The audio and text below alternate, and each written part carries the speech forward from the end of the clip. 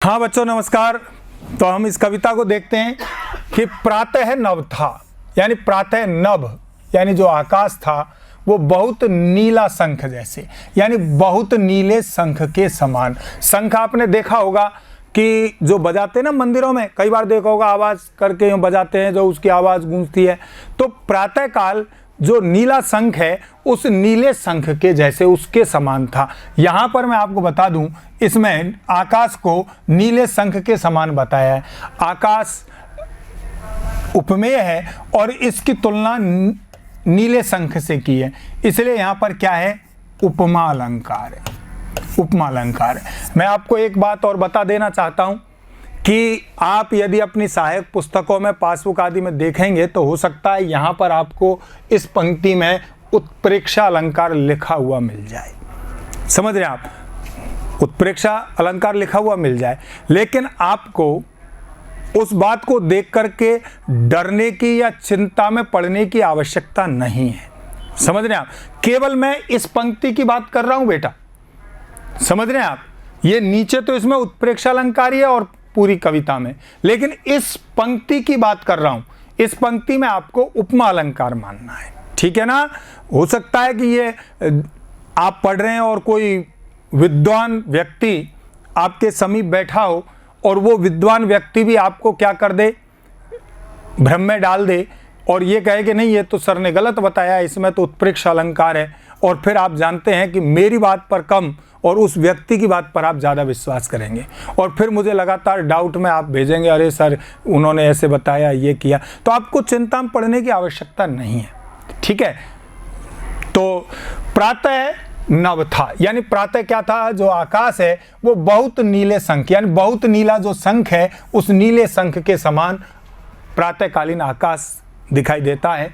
भोर का नभ, लेकिन भोर वो प्रातः काल या सूर्योदय से पूर्व का जो नभ आकाश है, वो सूर्योदय से पूर्व का जो आकाश है वो आकाश कैसा है, राख से लिपा हुआ चौका।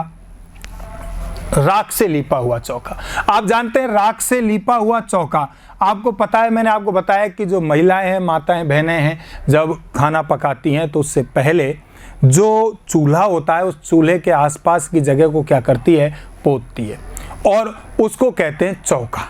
समझ रहे हैं ना आप, चौका। इसकी एक लोकोक्ति भी मैं आपको बता सकता हूं, लेकिन बताऊंगा नहीं, समझो। तो वो क्या है, जो चौका है उस चौके से को क्या करती है, लीपती है। जब उसको लीपती है और वो सूखता नहीं है, सूख जाएगा जब तो उसमें सफेदी आ जाती है, लेकिन जब वो गीला होता है तो उसमें कालिमा रहती है। तो कवि ने यहां पर इस बात को, अभी गीला पड़ा है आप जानते हैं, इसको ब्रैकेट में बंद करके, और कवि ने कहा है, क्यों कहा है, ताकि इस बात को पढ़ते समय आप इस पर विशेष रूप से ध्यान रखें। कहीं ऐसा नहीं हो कि राख से लिपा हुआ चौका तुरंत सोचे कि भाई राख से यानी खड़ी से पोतते हैं तो वो सफेद हो जाता है, नहीं, अभी गीला पड़ा है। तात्पर्य है राख से लिपा हुआ चौका जब गीला होता है तो उसमें कालिमा रहती है। ऐसी ही कालिमा मानो आकाश में दिखाई दे रही है। अब यहाँ पर राख से लिपा हुआ चौका भी गीला पड़ा है, यहाँ पर कवि ने क्या किया है, जो आकाश की कालिमा है उसको बताया वो कैसा लग रहा है, मानो राख से लिपा हुआ चौका भी गीला है। इसलिए यहाँ पर कौन सा अलंकार हो गया, उत्प्रेक्षा अलंकार आपको मानना है। राख से लिपा हुआ चौका गीला पड़ा है, बहुत काली। अब धीरे धीरे आप जानते हैं फिर परिवर्तन होता है, तो फिर कवि ने क्या कहा है कि बहुत काली सिल।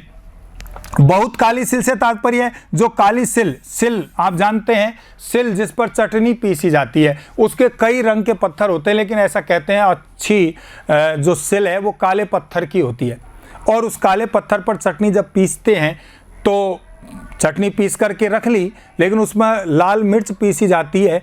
अब उसको जब धोया जाएगा तो उससे लाल सिंदूरी रंग क्या करेगा, उतरेगा। तो कवि ने कहा है कि अब आकाश ऐसा लग रहा है मानो बहुत काली सिल को लाल केसर से जैसे धुल गई हो। तात्पर्य जैसे आप जो काली सिल है उस काली सिल को जब धोते हैं तो उससे लाल केसर, केसर जो होती है आप जानते हैं केसर हमारे कश्मीर में होती है, तो जो केसर है उस केसर का रंग कैसा होता है, केसरिया ही होता है, लेकिन वो लाल सा होता है।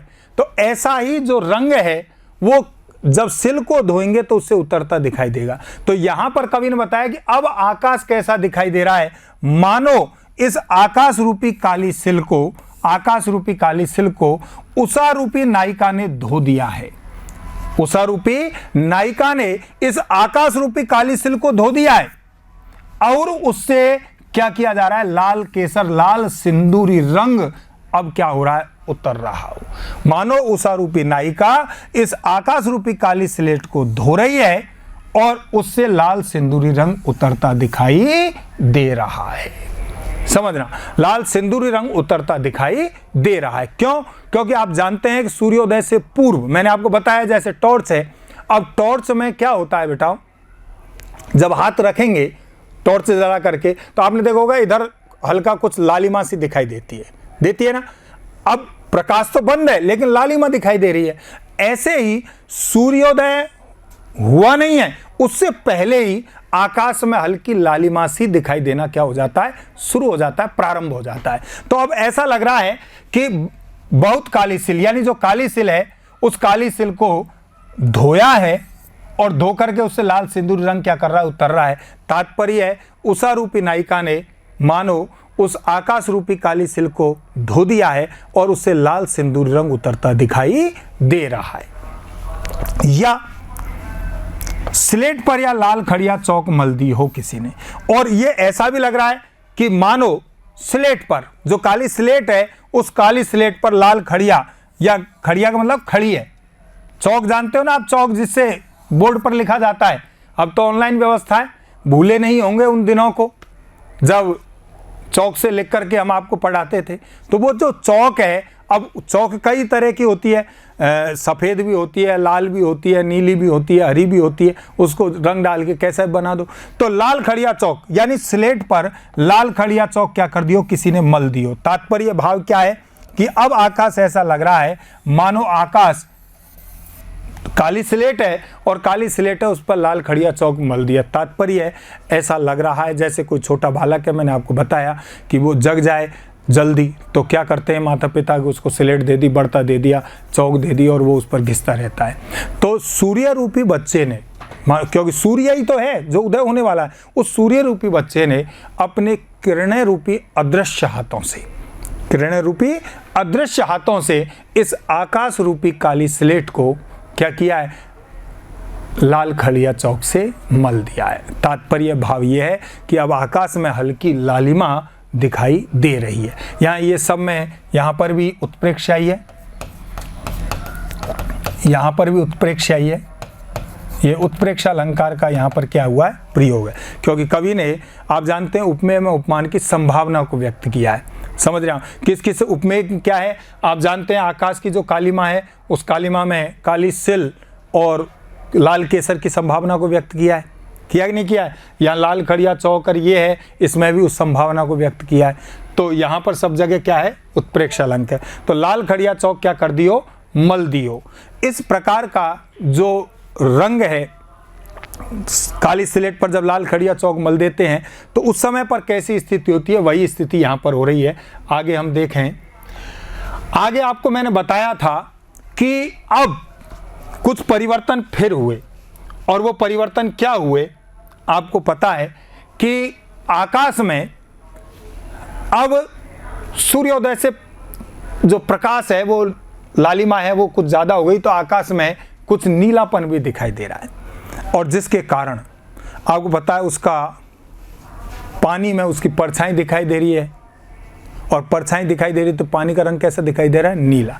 तो कवि ने क्या कल्पना की है कि वहाँ आकाश में, आकाश रूपी जो नीला सरोवर है, उस नीले सरोवर के किनारे उषा रूपी नायिका खड़ी हुई है और उसके गोरे अंग अब उसमें क्या हो रहे हैं, प्रतिबिंबित हो रहे हैं, दिखाई दे रहे हैं, जैसे हिल रहे हो। जैसे आपने देखा होगा कि तालाब है, तालाब के किनारे मैंने आपको बताया कि सुबह सुबह हमारी जो माताएं बहनें हैं गांव की, शहर की जो महिलाएं हैं वो तो बाथरूम में नहाएगी, फंवारा लगा कर नहाएंगी या स्विमिंग पूल में नहाएगी ज़्यादा से ज़्यादा। हमारे गांव की जो महिलाएं वो तो बहुत बड़ा तालाब है, उसमें जाकर के जब सुबह आपने देखा होगा कार्तिक स्नान जब करती है मास में, तो सुबह जब जाती है तो उसके किनारे जब खड़ी होंगी तो हवा चलती रहती है। हवा चलने के कारण क्या होगा, पानी थोड़ा थोड़ा हिलता रहता है, लहर चलती रहती है। और महिला का जो प्रतिबिंब है जब उसमें दिखाई देता है जल में तो वो हिलता रहता है। ऐसी ही स्थिति अब आकाश में हो रही है कि आकाश रूपी जो नीला सरोवर है, उस नीले सरोवर के किनारे उषा रूपी नायिका खड़ी हुई है। और उषा रूपी नायिका जो खड़ी हुई है उसका प्रतिबिंब, गोरा अंग उस आकाश रूपी नीले सरोवर में दिखाई दे रहा है। और ऐसा हो रहा है कि मानो उसके अंग प्रत्यंग हिल रहे हैं। क्यों? क्योंकि लगातार रंग परिवर्तन हो रहा है। यहाँ पर उत्प्रेक्षा अलंकार तो है ही कि नीले जल में या किसी की गौर झिलमिल देह जैसे हिल रही हो। नीले जल यानी आकाश रूपी जो नीले जल का सरोवर है, उस सरोवर में किसकी जो नायिका है, उषा रूपी नायिका है, उस उषा रूपी नायिका की गौर झिलमिल, गोरे रंग की जो देह यानी जो शरीर है, गोरे रंग का जो शरीर है, गोरे रंग का जो शरीर है, वो शरीर क्या कर रहा हो? गोरे रंग का जो शरीर है वो झिलमिल यानी झिलमिला रहा हो। समझ रहे हैं आप? झिलमिला रहा हो कैसे? वो उस पर क्या कर रहा हो? झिलमिल, क्योंकि वो रंग प्रतिबिंबित हो रहे हैं ना, तो उसमें चमक रहा हो, दिखाई दे रहा हो, जैसे हिल रही हो। अब हिल रही हो तात्पर्य है क्योंकि जब पानी में लहरें चलती हैं तो पानी में लहरें चलने के कारण क्या होता है, उसमें भी वो प्रतिबिंब है वो हिलता दिखाई दे रहा है। ऐसे ही वहाँ पर उस आकाश रूपी नीले जल का जो सरोवर है, उस सरोवर में ऐसा लगता है कि उषा रूपी जो नायिका है उसके गोरे अंग झिलमिला रहे हैं, चमक रहे हैं और जैसे हिलते दिखाई दे रहे हैं। अब यहाँ पर आपको मैं बता दूं, उत्प्रेक्षा अलंकार तो है ही, उत्प्रेक्षा तो है ही, क्योंकि आप जानते हैं यहाँ पर जो आकाश है उस आकाश में नीले जल के सरोवर की संभावना को व्यक्त किया जा रहा है। लेकिन साथ में ये जो या शब्द आया है, इससे यहाँ पर संदेह अलंकार हो रहे। संदेह अलंकार कहाँ होता है? जब किसी चीज़ को देखकर मन में संदेह उत्पन्न हो जाए और वो अंत तक बना रहे, वहाँ पर संदेह अलंकार होता है। जैसे नारी बिच सारी है कि सारी बिच नारी है, नारी ही की सारी है कि सारी ही की नारी है। अब पता ही नहीं चल रहा है नारी के बीच में साड़ी है, साड़ी के बीच में नारी है।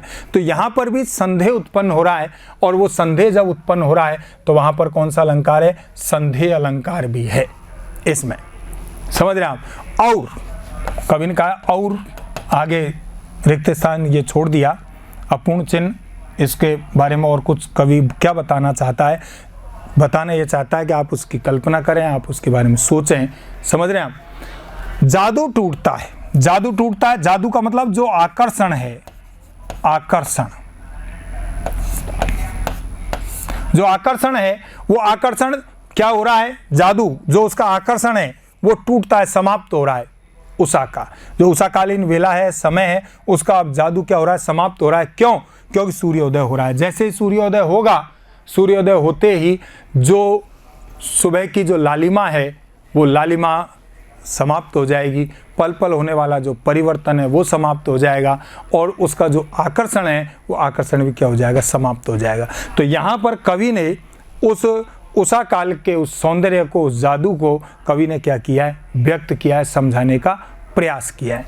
अब मैं आपको उषा काल और इनके बारे में आपको क्या करता हूँ, बताता हूँ कि किस प्रकार से उषा में सूर्य की लालिमा है, क्या स्थिति है, इसके बारे में आपको समझाता हूँ। ये देखिए, सूर्योदय अभी हुआ नहीं है बेटा, सूर्योदय हुआ नहीं है, लेकिन आप देखेंगे सूर्योदय से पहले जैसे ही सूर्योदय हो रहा है, यहाँ पर आकाश में आपको पता है नीला दिखाई दे रहा है, इधर आपको पता है कि ये हल्की लालिमा, यानी ये जो कालीमा है उसके ऊपर लालिमा ऐसे दिखाई दे रही है कि काली स्लेट पर लाल खड़िया चौक मल दियो, या जो सिल है काली, उस काली सिल पर क्या कर दिया है? उसको धोया है और लाल सिंदूरी रंग उससे उभर रहा है।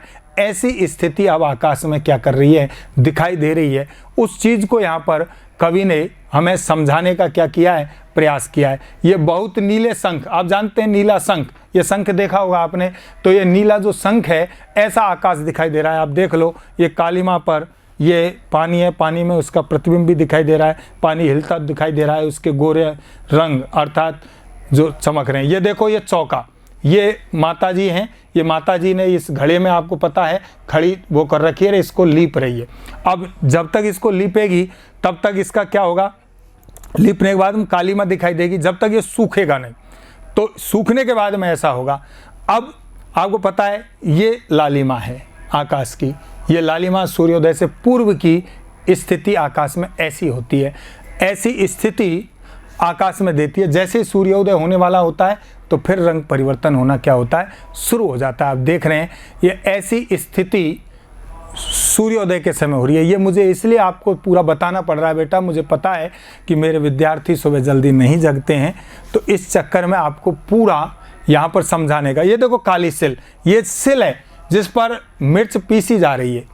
देख लीजिए सिल का पत्थर काला है और इससे ये मिर्च पीसी जा रही है। जब इसको धोया जाएगा तो पानी से धोया जाएगा तो लाल सिंदूरी रंग उतरेगा कि नहीं उतरेगा?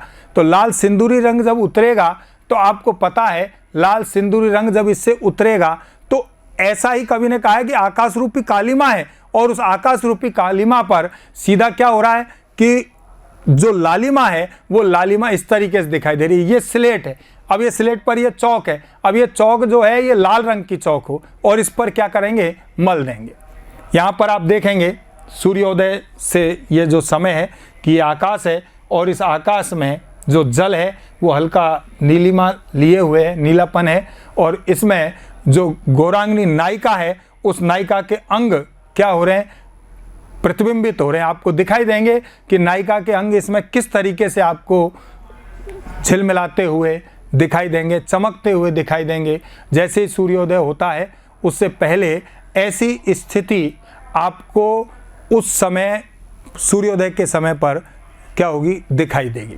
तो यहाँ पर आप देख सकते हैं कि ये सूर्योदय होने वाला है और इसमें देखिए ये उषा रूपी नायिका है। इस उषा रूपी नायिका का जो अंग प्रतिबिंबित है वो इसमें होता क्या कर रहा है, दिखाई दे रहा है। तो इस तरीके की स्थिति कवि ने सूर्योदय के पूर्व की जो समय का है लालिमा है, उस लालिमा को यहाँ पर क्या किया है, वर्णित किया है। तो निश्चित रूप से आपके समझ में आ गया होगा। हम एक बार इसके कठिन शब्द देख लें। नभ यानी आकाश, भोर यानी प्रातःकाल, चौका रसोई घर है, ये रसोई घर, अथवा उसका फर्श, उसका जो आसपास की जो जगह है, लीपा हुआ राख के घोल से जो पोता गया है, सिल मसाले आदि पीसने के लिए प्रयुक्त होने वाला जो पत्थर है, होने वाला पत्थर का जो टुकड़ा है उसको क्या कहते हैं, सिल कहते हैं। मसाले आदि पीसने का अब आपको बता ही दिया, अब तो आपके मन में आ गई होगी आपके कि किस तरीके से। ये देखिए खड़िया, सफ़ेद रंग की मिट्टी का टुकड़ा जिससे बोर्ड या स्लेट पर लिखा जाता है। ये देख लीजिए चौक है विभिन्न रंग की और इनसे ये लिखा जा रहा है इस तरीके से। गौर यानी गोरी, झिलमिल रह रहकर चमकती है। देह यानी शरीर, जादू मोहक दृश्य या आकर्षक, जो आकर्षण है उस आकर्षण को माना है, बताया है। और ये जो खड़ी है, ये आपको दिखाई दे रही है नीचे, ये खड़ी है, खड़ी का टुकड़ा देखा होगा आपने। ये प्रयोगवादी कविता है कवि की, हिंदी खड़ी बोली का इसमें कवि ने क्या किया है, प्रयोग किया है। अब तक जो आपकी कविता थी बेटा वो आप जानते हैं, आपने पढ़ी, पहला पाठ पढ़ा भक्ति काल से संबंधित था, दूसरा पाठ भक्ति काल से संबंधित था, जो तीसरा पाठ था आपके चौथा पाठ था, पांचवा पाठ था, ये रीतिकाल और भक्ति काल के पाठ है, समझ रहे हैं आप। जैसे तीसरा पाठ रहीमदास जी का है, ये भी भक्ति काल के ही हैं। चौथा पाठ आपके जो कवि का है, क्या नाम, बिहारी हैं, वो रीतिकाल के थे, और पांचवा पाठ आपके भूषण का है, वो भी रीतिकाल के थे। तो अब तक हमने रीतिकाल और भक्ति काल के कवियों के बारे में पढ़ा है। अब जो है कविता वो आपके जितने भी हैं बाद के, छठे पाठ से बाद के, वो सब आधुनिक काल की कविता है। तो आधुनिक काल की ये प्रयोगवादी कविता है, समझ रहे हैं। नए नए शब्दों का प्रयोग करना, नए नए उपमान देना, नए नए दृश्य देना, नई नई कल्पनाएं करना, इसलिए उसको प्रयोगवादी कविता है। हिंदी खड़ी बोली का प्रयोग हुआ है। अब के बाद का पाठ 6 के बाद में जितनी भी कविताएं होंगी वो सब हिंदी खड़ी बोली।